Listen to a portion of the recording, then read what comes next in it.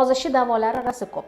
Masalan, agar bemorni qancha kilo yig'ganiga qarab, agar atigi 10 kiloga semiz bo'lsa, IMTsi 25 dan 30 gacha bo'ladigan bo'lsa, u odamlarga dieta ishlaydi, fizический нагрузка, ya'ni jismoniy harakat ishlaydi, ko'p yurish ishlaydi, vaqtida uxlash ishlaydi. Lekin 30 IMT dan 35 IMT gacha ularga faqat bularning o'zi ishlamaydi. O'tda uje dori preparatlar qo'shilishi kerak bo'ladi. Dori preparatlari ham har xil.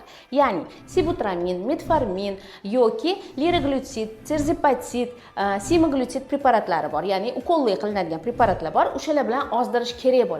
Ular ham ta'sir qilmaganda 30 IMT dan 35 IMT gacha bo'lgan odamlarga balonchik yutishi mumkin. Ya'ni og'iz orqali yutiladi, u balonchik oshqozonda ishiriladi, ovqat yeyishi kamayadi, ko'p ovqat yomay qoladi.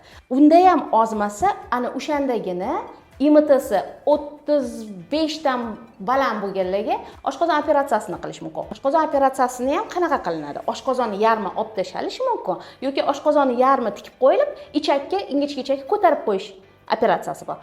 Ishlaydi, zo'r proses, lekin abdominoplastika yoki liposaksiya yoki yog'ni erituvchi ukollar bilan qiladigan kosmetologlarning lecheniyasi ular effektiv davo hisoblanmaydi, chunki ular vaqtincha o'sha yerda yog'ni eritib turadi-da, ozginadan keyin ovqatlanishni boshlasa kasal, u yog' xuddi o'sha hujayraga yana yig'ilishni boshlaydi. Undan ham xunuk bo'lib semirib ketadi keyin.